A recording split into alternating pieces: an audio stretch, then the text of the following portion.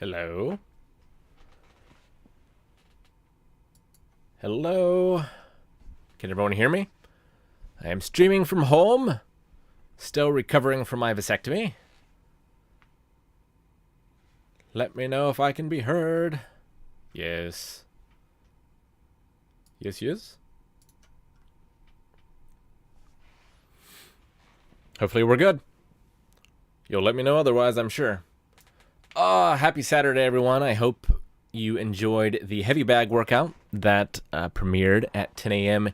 Eastern today. You can do that without a heavy bag as well. It was a fun workout to film, so definitely want to do more of those filmed workouts that I do voiceovers for. I think it went pretty well. What did you guys think? Yes. Can hear. Very good. So this is a Q&A stream, so if you've got Q's, I've got A's. So start putting them in the chat.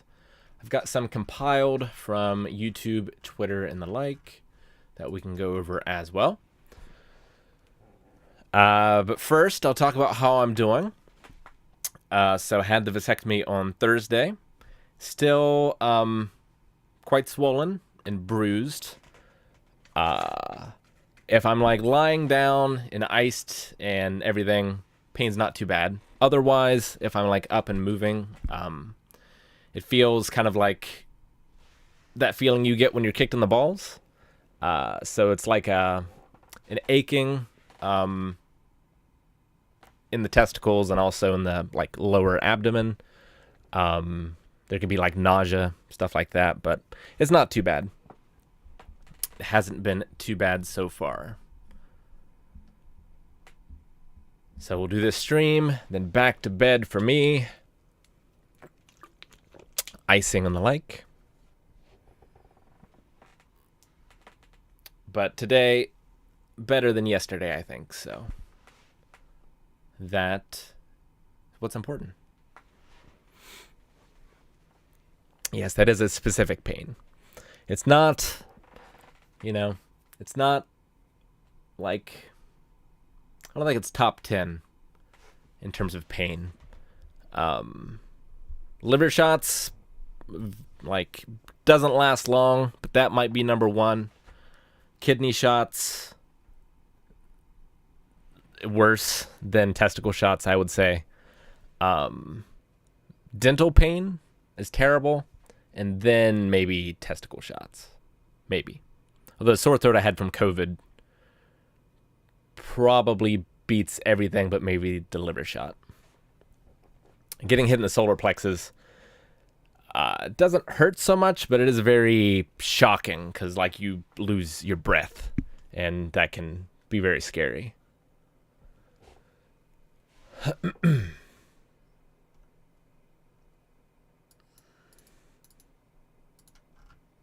And I've been hit in the testicles more times than I would like to admit via karate and such. Gotta wear a cup. Okay. Well, let's get into some of these questions, I guess. If you have any questions about the vasectomy, I'll talk about the experience a little bit. So I was pretty anxious about it. It's my first surgery. I was being put under. I have panic disorder, so didn't want to have a panic attack while the procedure was happening. The nurses were very nice. I explained my concerns about having a panic attack upon waking, because that will happen sometimes just when I'm not under from anesthesia. I could just wake up with panic attacks, so I was definitely concerned about that, but the nurses were very understanding, very nice, very calming. I did have a panic attack as they were wheeling me back. I mean, it wasn't super severe or anything. It's just a lot of shaking on my part and starting to breathe quickly. But I was out before I knew it, and when I woke up, I felt completely fine.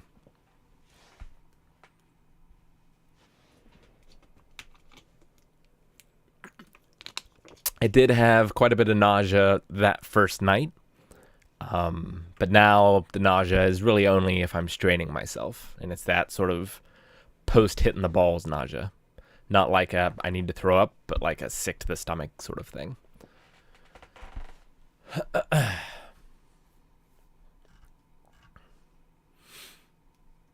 Okay, so I'm going to go over some of these questions that I got from YouTube and Twitter, and then I'll work my way down in the chat. But yeah, make sure you're putting questions in. We'll go for an hour or less today, probably. Okay, so Dustin Grim Magic over on YouTube asks, what are specific aspects of getting in shape / working out that were more fun than you expected? So I would say one for me is, like, I knew I wanted to get good at boxing, so I wanted to do all the things that boxers did, and that included running. When I've tried to run in the past, I have not enjoyed that very much. And so if I had said to myself, like, I need to start running before I can start boxing, I might not have done it, right? Because it was something that I didn't really enjoy, and something I probably wouldn't have stuck with. So I started boxing first. I did shadow boxing, heavy bag, things like that. Once I got into shape, then I started to try running, and running was so much easier. Once my cardio was already, like, I don't want to say top tier, but once I was in shape, running became enjoyable for me. So if there's something that you're really struggling with or not enjoying, try something else and then maybe come back to it later, I would say. Because now I like running. And one question on the topic of anxiety. I get up on stage for a living to perform to people, but over at Blind Wave, you put a lot of who you are out there to more people than most see in their entire lives. How do you approach this mindset? And what's a great experience / lesson you had learned from that? So I have a bit easier of a time on camera than talking to people. Cameras don't have eyes that I have to look into.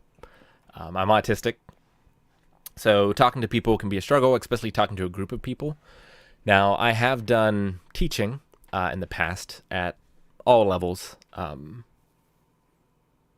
Not like teaching in grade school classrooms, but teaching grade school students how to program and things like that. I've taught college classes. So, like, it's harder for me to have, like, small talk or talking as a peer. It's way easier for me to talk from, like, that teacher role, if it's something that I'm passionate about. Oh, let me stop this music here. My bad. Although I guess if the music was going, it wasn't too distracting, right? So maybe I should just keep it going. What was the rest of that question? Let's see here. So that's not too bad. I'd like to, when I know conversations are coming, I like to prepare myself. If you look over at rollpunches.com with the campaign journal, there's, I think I called it Roll with the Conversation, where I, like, write out conversations or presentations or lectures or whatever that I'm anxious about having. And just by sort of writing it out, I sort of have a plan and I feel less anxious about it. Oh, you don't hear the music? Okay. So it's not in that scene anyway, so it doesn't matter.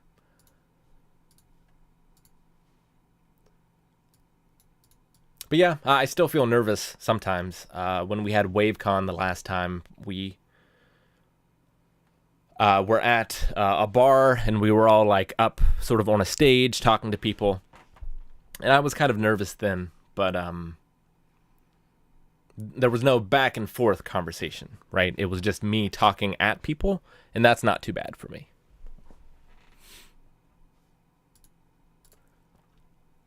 All right, next question. Courtney over on YouTube. So happy for you, Rick. If you're willing to share, I'm very curious about your autism diagnosis. Specifically, did you suspect you were on the spectrum, or did another person, doctor, therapist, psychiatrist, etc., notice possible signs? How did you get tested and get a confirmed diagnosis? So that's a good question. I myself never suspected. Maggie said that she suspected, but she never said anything to me. When I started suspecting was Maggie, my wife, was diagnosed with ADHD. And as part of researching that so I could better support her, there's a lot of crossover between ADHD and autism.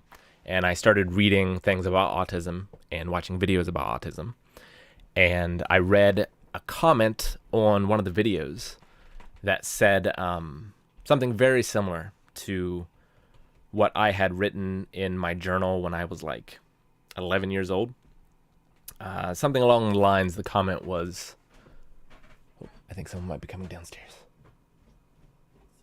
Oh, okay. It said something along the lines of, like, I've been wearing the mask for so long, I don't know what I'm like underneath anymore. And that really struck home to me, because I had hidden a lot of behaviors because people had acted negatively towards them. And like through karate and things, like it sort of drilled in my head to be able to look into a person's eyes. I tried to hide like reactions that I would feel like I needed to do to sensory issues. Different things like that. So when I saw that, I really, I didn't go too deeply into researching it because I wanted to be evaluated first. And I didn't want to like know all the right answers to put on the test, if that makes sense. I just kind of wanted to answer them from my own experiences, not knowing too much. So there's nowhere locally where an adult can be diagnosed for me. So I had to go out of an office through Columbus, which is the state capital. I was able to do it remotely, thankfully, but not something that was covered by insurance or anything like that. But that's how I got diagnosed. And since I got that diagnosis, I've started reading books, watching videos, trying to understand that bit about myself. And once I did start doing that, it was the puzzle piece that made everything make sense, right? Like, I didn't understand, like, I was diagnosed with anxiety and panic disorder pretty young, and that explained a lot of things, but it didn't explain everything. Autism kind of makes it all fit into place.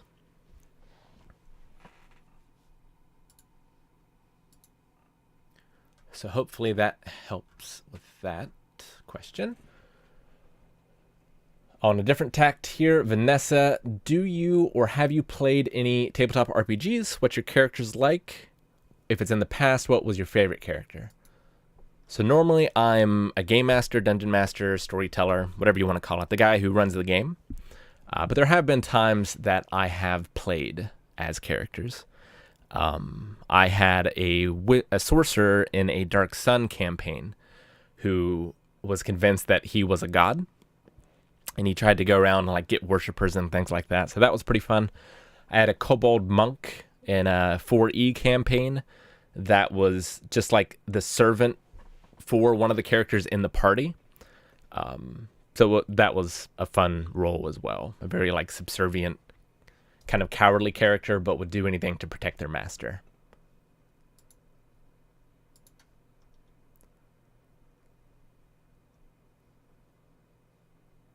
Alexis Gomez, any new games / pending ones in mind while recovering, or maybe books, movies, TV shows?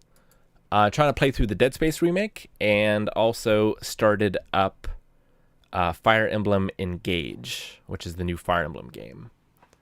So having fun with those, definitely. And the last one I have pre-done here is from Chop Chop. Do you have some advice for being unsure of what the future holds or how to deal from situations from the past? Sorry for the deep questions. That's a big one. One of the hardest things for me with anxiety is one of my therapists described it as your brain has like a percentage of processing power, and there's processing power for things in the past, the present, and the future, right? So if your brain is worried about things that happened in the past, 30%, and in the future, 30%, then you only have 40% left processing power to be in the present, right? And that's made a lot of sense to me. In order to help me be in the present, some of the biggest things are exercise. So if I can lower my stress level, I don't feel like the world is such a danger to me. And therefore I can be in the moment more. So I'm never in the moment more than like after a very hard workout. And that feeling lasts for, a day or two sometimes. Mindfulness exercises is a big one. Journaling out my thoughts and meditation and relaxation techniques all help.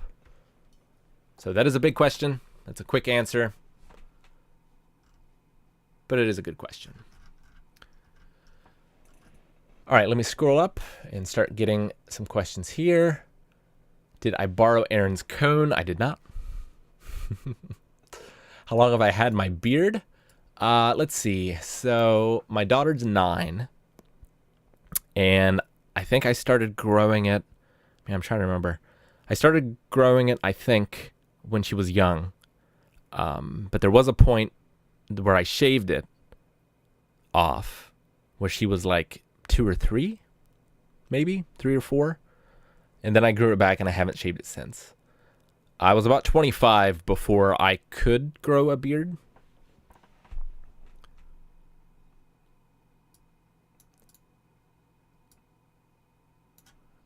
Let's see. Did anxiety before the surgery get worse? Yeah, definitely. Anytime there's an event that I'm worried about, the anxiety definitely gets worse. I go into reality spirals where I imagine bad scenarios of the event, and they sort of get worse and worse and worse. So the surgery, like the biggest one was just being worried about not being able to exercise for 2 weeks, and like how I'm going to deal with anxiety and autism during that time. And then like waking up from the anesthesia and being worried about not feeling in control of my body, which normally gives me panic attacks, and also being concerned about not being able to get very good sleep, because if I don't get good sleep, I get panic attacks more often and they're stronger. Now this one's done. I'm anxious about recovery, but not super anxious. The next sort of anxious thing that I'm worried about in the future is Star Wars Celebration, which we'll be traveling to London. I hate traveling, and this will be my first time out of the country, so it's going to be a long flight. So that's sort of the next like anxiety thing that I'm trying to deal with.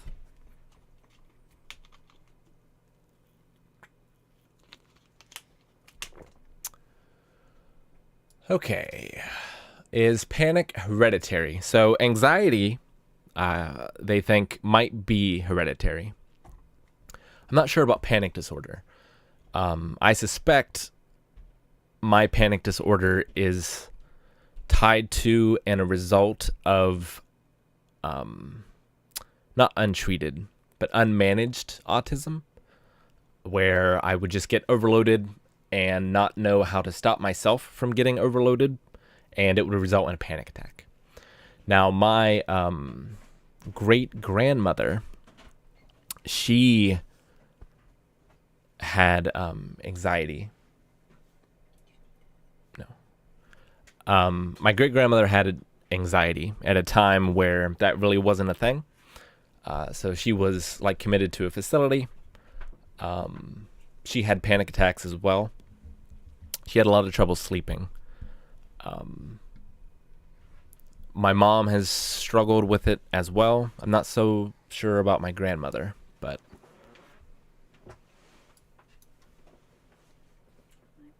okay. Do you need something? No, it's okay. Okay.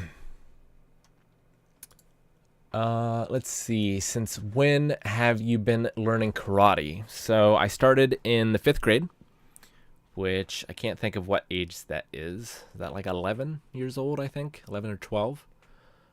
I did that for about 6 years. Let's see, 11 plus 6 is 17. No, it would have been longer than that. Maybe closer to 8 years. like in the dojo, and then the dojo closed down. There was a few years where I continued to sort of practice it on my own, but I fell out of it. And then I got into boxing about 18 months, 2 years ago.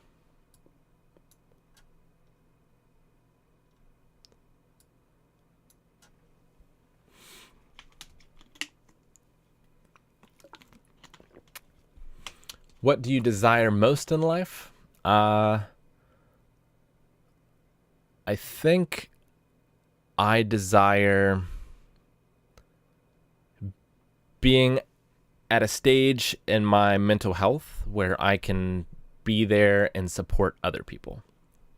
Because when the anxiety and the depression, everything's really bad, like you're sort of drowning, and like it takes everything you have in order to keep yourself afloat. You can't really be there for other people as much. So that's the reason that I started boxing, was to try to, I knew exercising helps and I'd gotten out of it. So I wanted to try something new, get myself into shape mentally and physically. And I've been able to do that.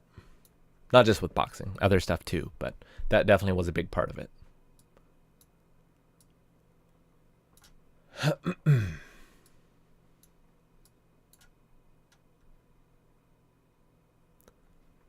Let's see.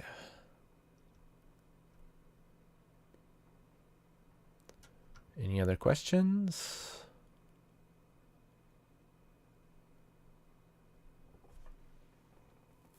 I did not. I saw just recently that they were making a sequel to Inside Out.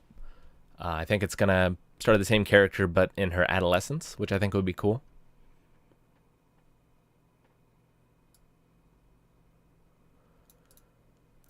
Amber, yeah, the removing the mask is a long-term process. Like, it's been 32 years with it. Not quite. I would say I started putting it on like 4 years old, probably. So like 28 years of having it on. So it's just sort of instinctual a lot of times. Like I have to consciously override it for things, but it is getting better. But it's a work in progress.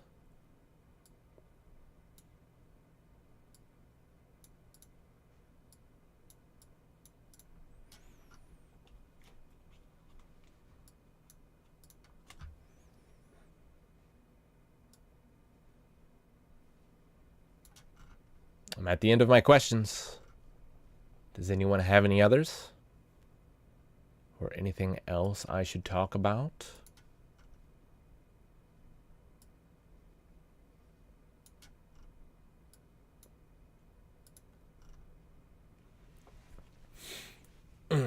This was fun. I definitely want to do more of these.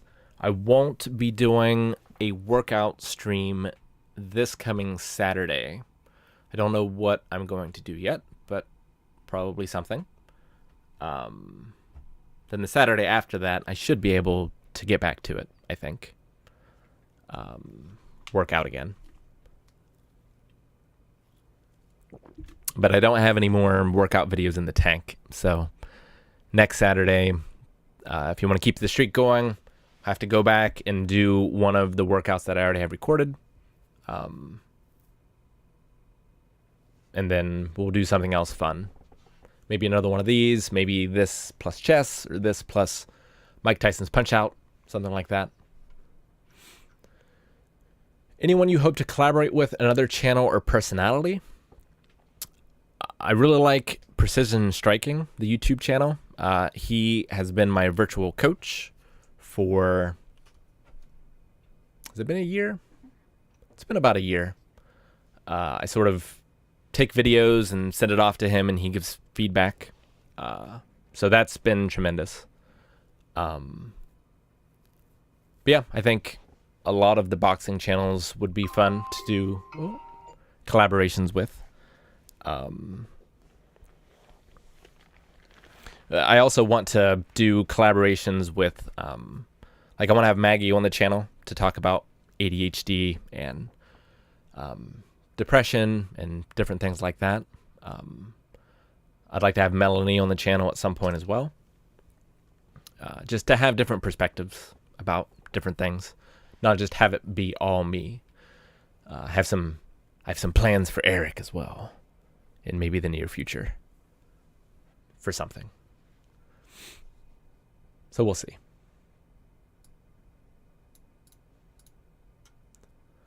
Most of my anxiety comes from external events or negativity in the news. How do you discipline yourself to shut yourself off from that, or at least tune it out? I would definitely give yourself times of media shutdown for anything like that. Take a couple hours before bed, take the weekends where you're just shutting all that out. I deleted my Facebook a long, long time ago. It was just more negative than positive. So just don't be afraid to excise that from your life. Also, just trying to realize what you can change versus what you can't, and putting your mental capacity towards things that you can change, and letting the things that you can't kind of drift by the wayside.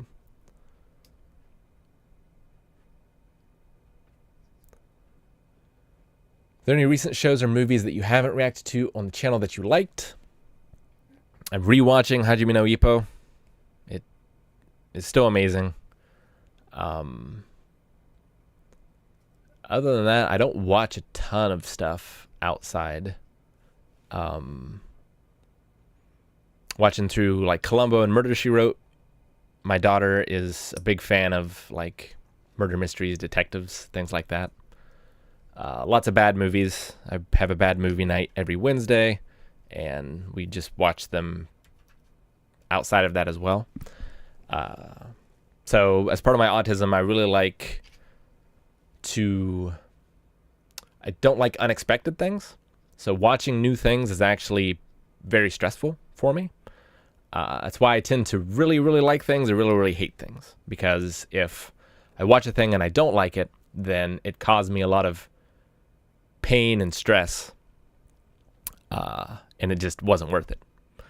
But if I do like something, then I watch that thing 100 times, because like I know what to expect, and I really enjoyed it, and I can get that same enjoyment by watching it again and again and again.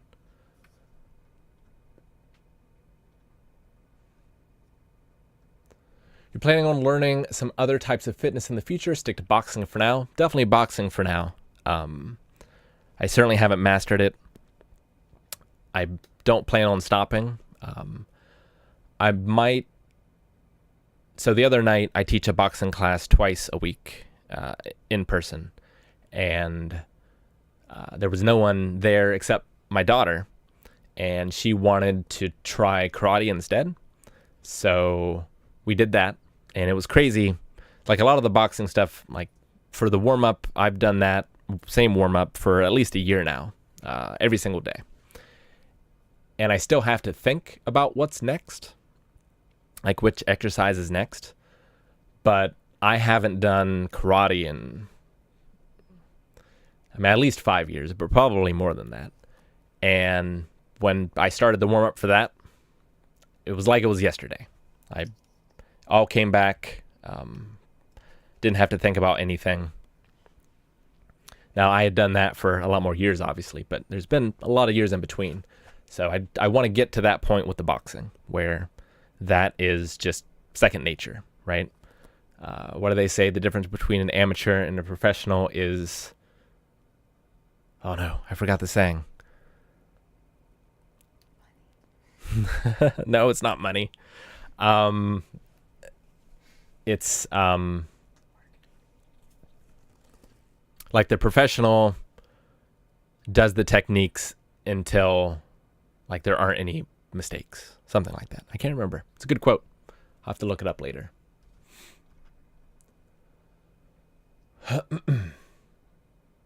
Any chance of chess boxing with a guest one day?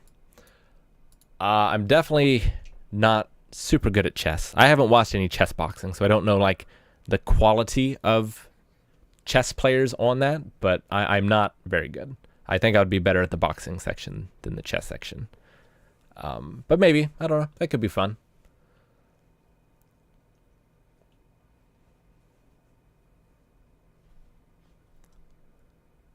What helps you keep dedicated to something when you don't feel like it? Is there anything that helps you? So that's one of the autistic superpowers, where because I like consistency, if I get into the habit of doing something, it is 1,000 times harder for me to break a pattern than it is to start a new one. So as long as I can stick with something for like a couple weeks, then I will do that thing pretty much forever. There'd have to be something very, very impactful that gets me off that train. So I kind of have cheat mode when it comes to that. Now, there's certainly days that I don't feel like working out. I'm in pain, I'm tired or something like that, but I know how important it is, so I see it as like a life-saving medication, and so I'm not allowed to go to sleep until I take that medication. That's just the rule, and there's no exceptions to that rule, unless a doctor is like, you can't. And then I do other things instead, but I know what a big difference it makes for me, how important it is. So that sense of urgency just pushes me forward to be able to do it. It's easy to keep running when you're being chased by something, and I feel this like abyss of dread and despair behind me, how I used to feel. So it's easy to keep running when that's chasing you.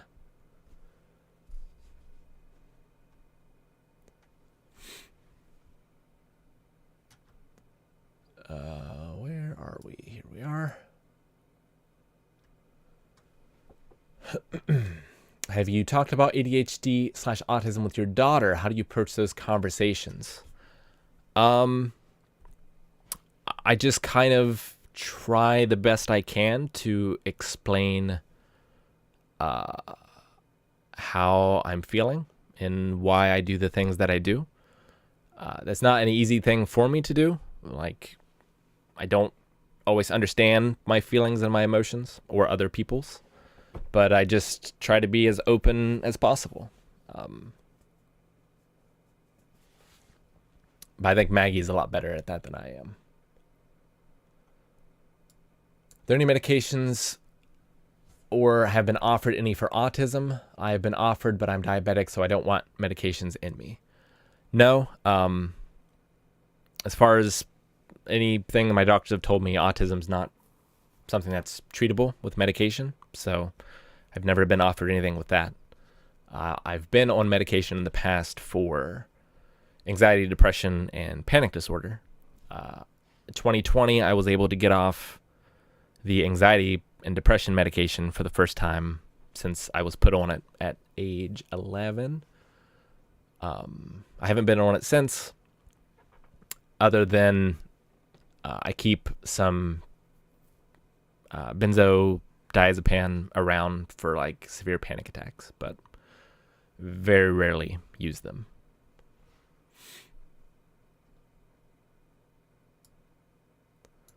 I did see a tweet saying that Michael B. Jordan's Creed 3 heavily draws upon Hajime no Ippo. I still haven't seen 2.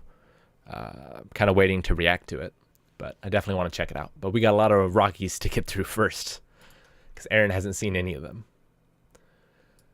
You've talked about how DBZ has inspired you. Are there any other shows or games that have a similar effect on you growing up? Berserk is number one, by far, definitely. I was in a really bad place, just depression, anxiety, panic disorder. I talk about it a little bit in my anxiety video, but, getting to that agoraphobic place where I couldn't leave the house, just really struggling, like I couldn't go to work, I couldn't go to school, just affecting every aspect of my life.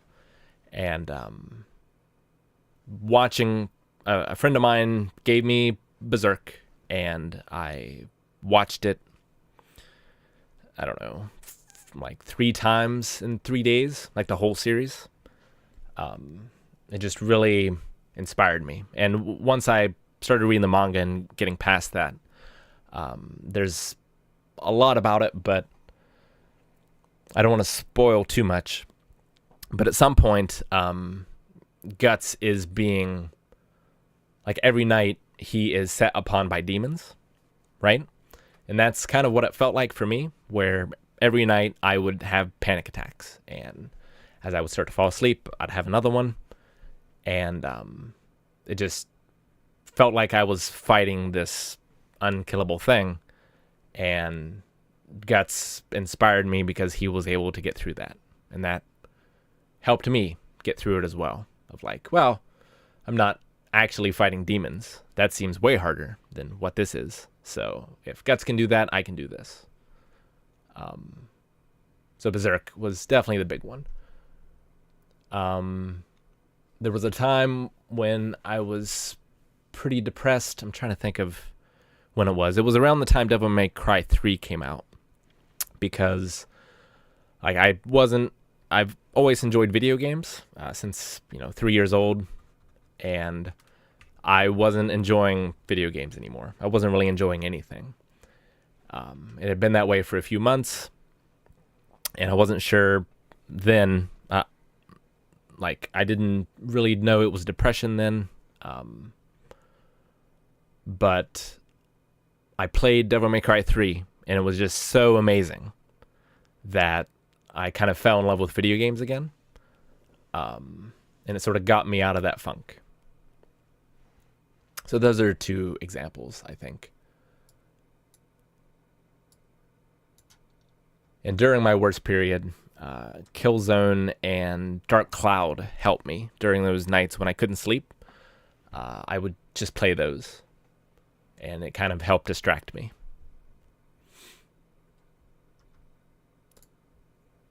Should you try to be an extrovert when you've always been introverted and prefer to be alone or with very close friends? I mean, I wouldn't try to be something that you're not,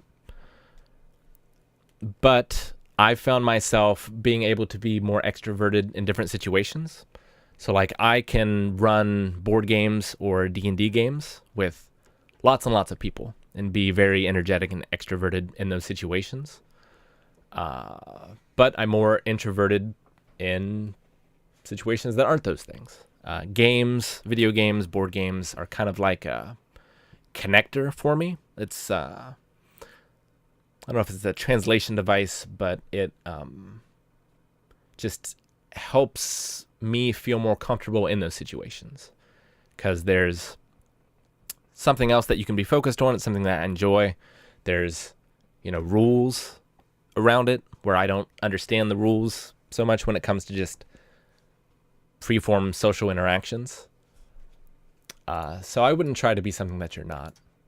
I would just try to be happy with what you are. Maggie, ADHD talk would be amazing. My 7-year-old seems to have it, and I would love hearing from people who have grown up with it to help me ease her into the world. Yeah, I think that's important. Just having more conversations about experiences and realizing that there's different ways to be.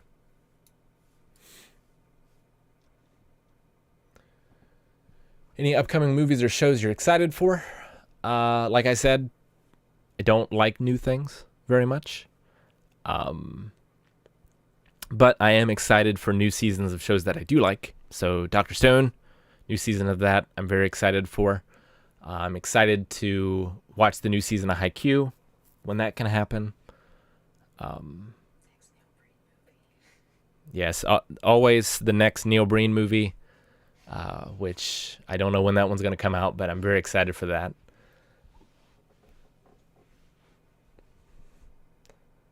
The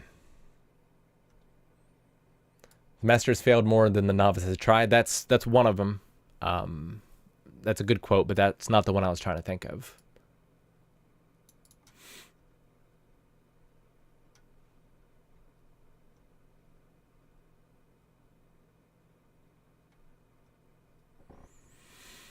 Yeah, hyperfocus can be a gift or a curse. Like, that's more of an ADHD thing, but I've certainly gotten that as well, where like, especially when it comes to programming or creating something, like when I'm making a hint hunt or a Croodle, like that's, once I start, that's all I want to do. And I get upset if something takes me away from that. So like I will start 9 a.m. and I will go until 11 p.m. If I was allowed to, for those sort of things. And like I can do incredible things pretty quickly, but it also ruins me. Like once I'm done with that, like I'm just destroyed. So it's something I have to try to modulate as best I can.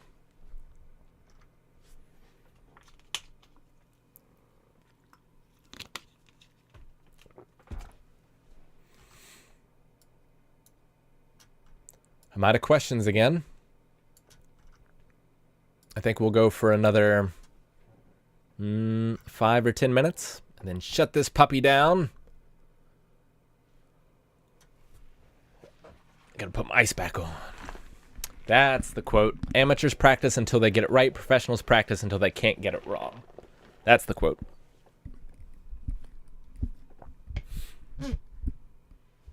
So that's the goal. I still definitely get things wrong. And I always will, but limiting how much that happens.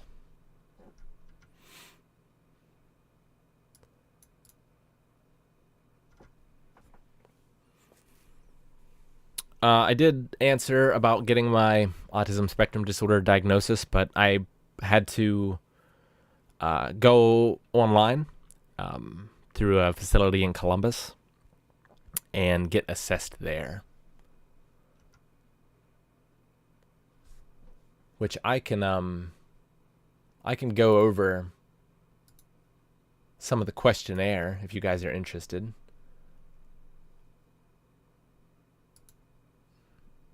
It's pretty extensive, but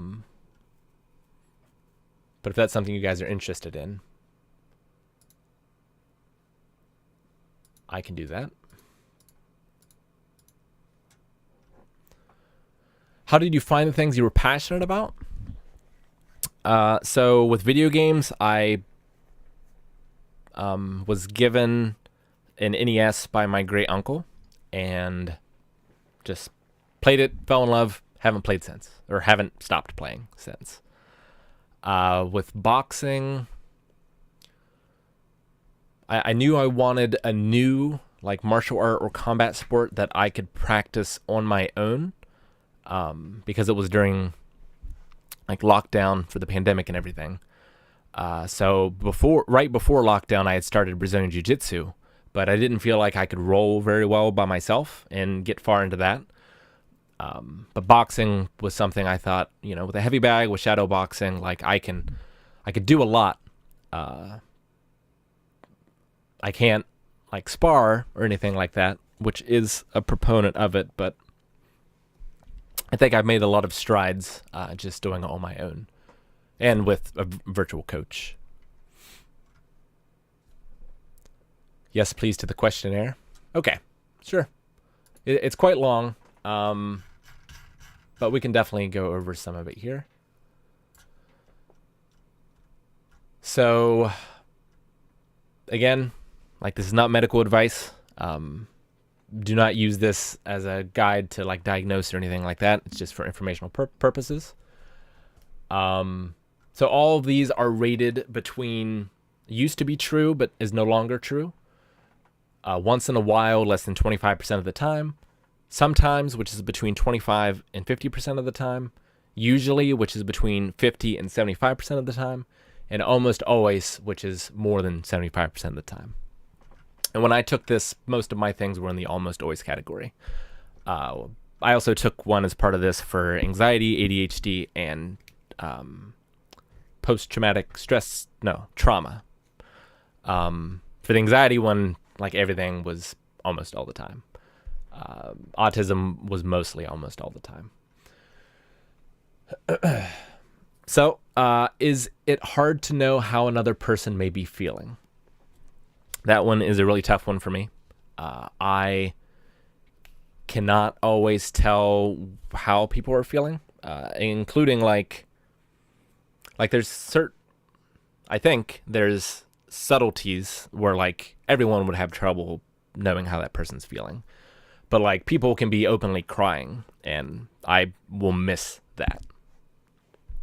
That's definitely happened to me before. I feel uncomfortable when someone else is crying or upset. I feel I miss social cues from others. I don't realize when someone is making a sarcastic comment. I cannot tell if another person is bored or wants to end a conversation. I cannot tell if an interview or date has gone well. I feel uncomfortable talking on the phone. That's a big one. So for a lot of these, it's like I said to the doctor who was evaluating me, like it's tough to know when you miss things, right? Like for the longest time, I didn't realize that I had problems seeing other person's emotions until like I was doing a thing and then that person said to me, you know, I'm crying. And I realized, oh, I did not realize that you were crying. So like if someone doesn't verbally tell me the emotion and I realize, oh, I didn't see it, then I don't know that I missed it. So it's kind of hard to know exactly how often this is happening. It's one of the reasons I ask people just throughout the day, like, are you okay? Because I literally have no idea. So it's just sort of a feeling, reaching out with a feeler to see how a person is feeling. I have had others ask me what is wrong when I feel fine. A lot of people have trouble reading me. I can seem like cold or just difficult to read. Some people like ask me what's wrong. Some people feel intimidated by that. It's hard for me to talk about how I'm feeling inside. Yep, that's definitely. When I'm upset, I do not know how to calm myself down. That's a big one. I get upset quickly if there's a change I didn't expect. Yep. If I am upset, I leave the situation. Now, that I definitely used to do that a lot more. Once I started having panic disorder and agoraphobia and such, I forced myself to not do that. But that is certainly the instinct to leave.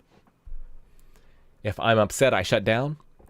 So if I get too upset or upset multiple times throughout a day, I can have an autistic shutdown where, so I kind of describe it in D&D terms where like a character can have a passive perception and an active perception, right?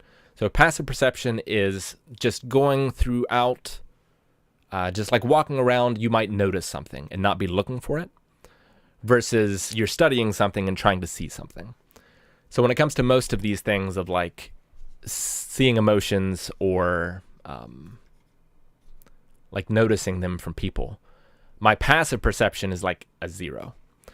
But if I know the person and I am like focused on them, I can sometimes puzzle it out. But when I have an autistic shutdown, I lose that ability as well. I can't express any emotions. I don't really feel any emotions. And I definitely can't read them from other people, along with other things. Next section is about relating to people. So I feel tired or exhausted after interacting with others. Yes. I do not like to start up a conversation with someone I do not know. Yeah. Even before I had the sensory, even before I realized how big of a problem noises was for me, I would wear headphones into public places so people would not talk to me. I get nervous when a stranger tries to start a conversation with me. It's hard to talk to someone if we're not discussing something that I'm interested in. Keeping up with a friendship feels like a lot of work. I would prefer to be by myself. I would prefer to be by myself than work on keeping a friendship going. Have a hard time knowing what to do to maintain a friendship. If I had a fight with a friend or partner, I'm not sure what to do next to fix the situation. I tend to avoid conflict and will not bring something up that upset me to avoid a tough confrontation. Let me go back and look at chat here. Yeah, these are all autism. Like I said, it's quite long.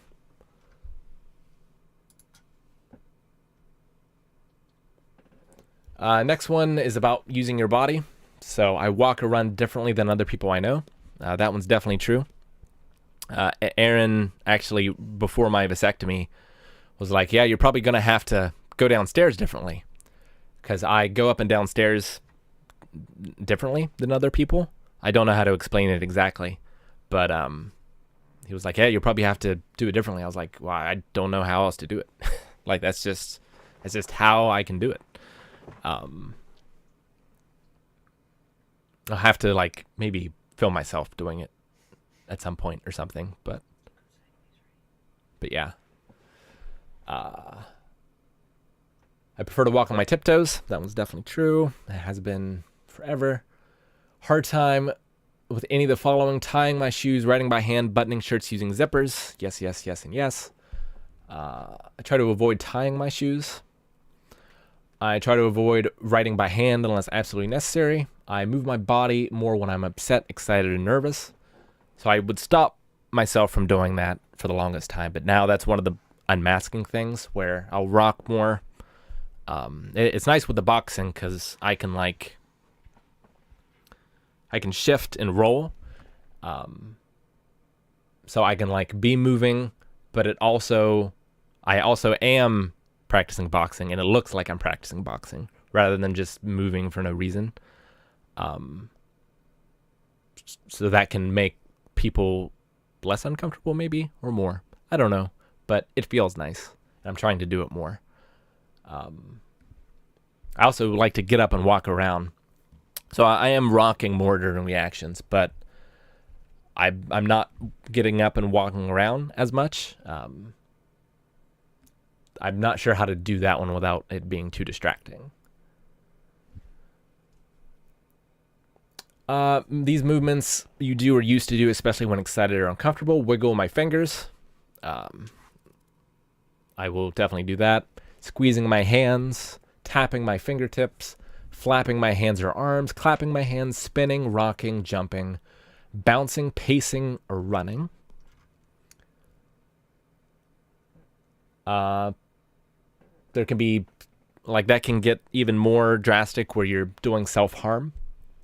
I will definitely scratch myself, but I don't do like headbanging or throwing myself to the floor or hit myself. But I will scratch myself if things get too bad. Statements about play: I prefer to play alone. I get frustrated if other people don't want to play or do an activity like I do. I do not like playing games if others are not playing by the rules. I like to play the same games or do activities in the same way. I like toys that spin or move the same way each time. And a lot of this is diagnosing children, more than adults, although a lot of it still applies. And there were symptoms that were more severe, or not symptoms, but characteristics that were more severe when I was a child than they are now. I like organizing. It's hard to remember details about how I used to play as a child. As a child, I preferred to be alone. As a child, I didn't like playing make-believe things. As a child, I would get frustrated if other kids didn't want to play like I did. As a child, pretend play didn't make sense to me. For example, pretending a pencil can zoom around like an airplane. As a child, I did not like playing games if others were not playing by the rules. Now, not all these applied to me. I'm just giving you the whole list. As a child, I liked to play with household items instead of toys. It's like brooms, cups, pots. I really liked, my great-great-grandmother had like a push vacuum that didn't make any noise. I really liked playing with that as a kid. As a child, it was fun to play with only one part of a toy. So, for example, spinning the wheels of a car rather than playing with the whole car.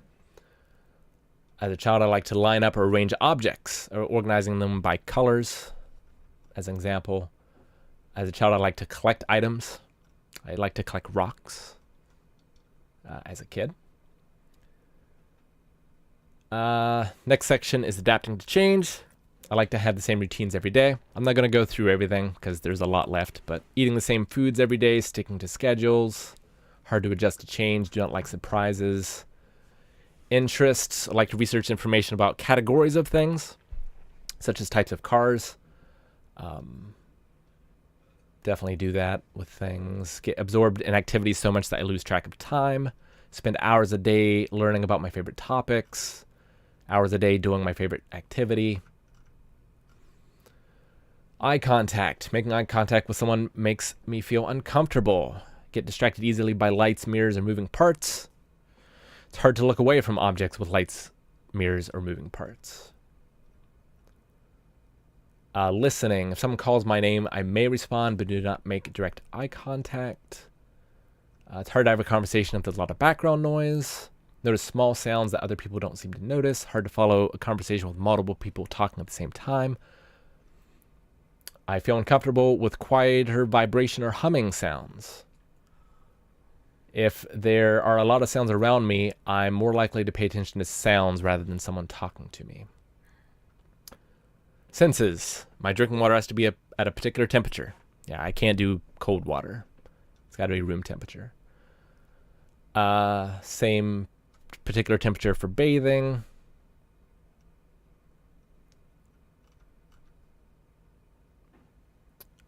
Types of touch that make me feel uncomfortable. Pretty much all of them.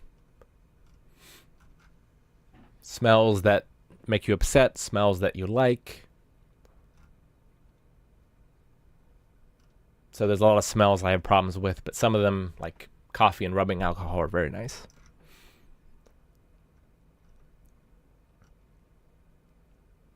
Next one's about worries or anxiety. I get scared quickly in situations that don't seem to bother other people. When scared or nervous, I have a hard time calming down. I feel an edge, like something bad's about to happen. This is crossover with anxiety stuff too, like separate from autism.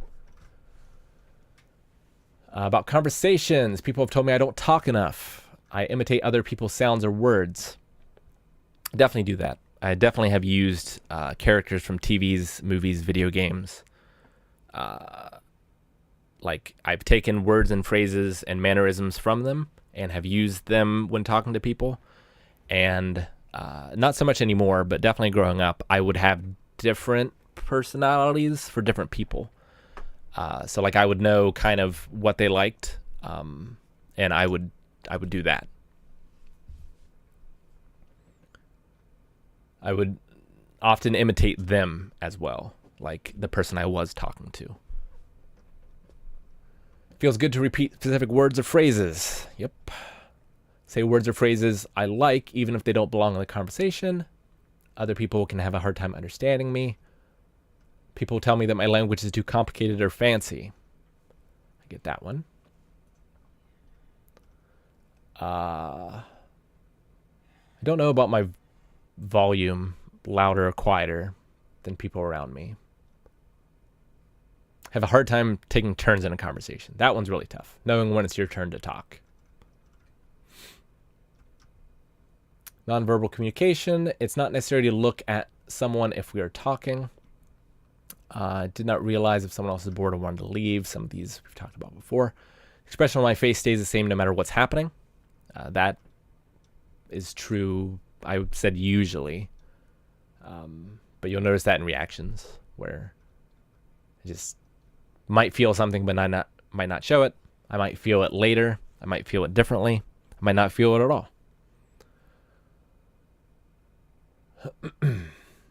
I don't notice if someone is trying to point things out using their hands. So that's a weird one where like if I'm looking for something and Maggie points at the thing, I have a really tough time following the point and seeing the thing. And I have a tough time just finding things in general. because like I see individual pieces and items more than I see entire pictures. And that's true with faces as well. Next one's attention to detail. I tend to focus on details. Yep, kind of saying like that. Having trouble explaining the plot line of a movie or book to someone else. I can miss the bigger picture. Learning. I'm very good with certain subjects and have struggled a lot in others. I've struggled with language in particular. And that's the end, I think, for autism. There was like 2 parts. There was Autism 1 and Autism 2, but that covers a lot of it.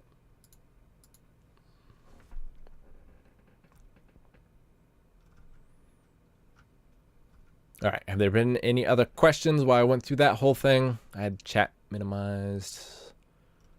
Where are we?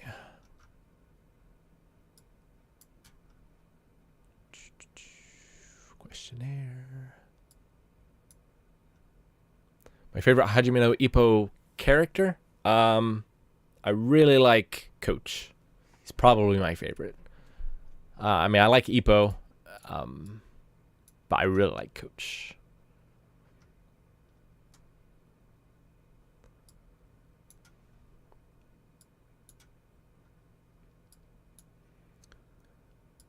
I have found indoor glasses. I've worn them some. They don't make as much of a difference for me as the earplugs do, but they can help. And I definitely have to have sunglasses outside. Do emotional cues get lost with film too? Is it better if a film is overly dramatic? Yeah, so that's why a lot of autistics like anime, because it's very over-exaggerated. And a lot of times it's spelled out in the dialogue.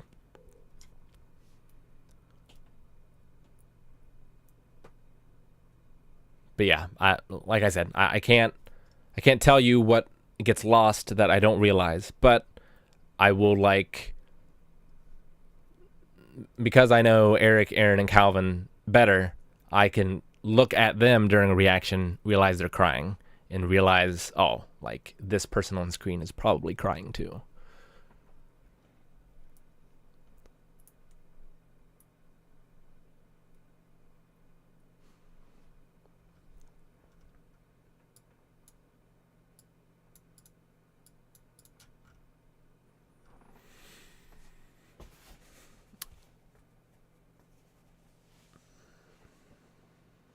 All right, well, I think that covers all the questions that I've had.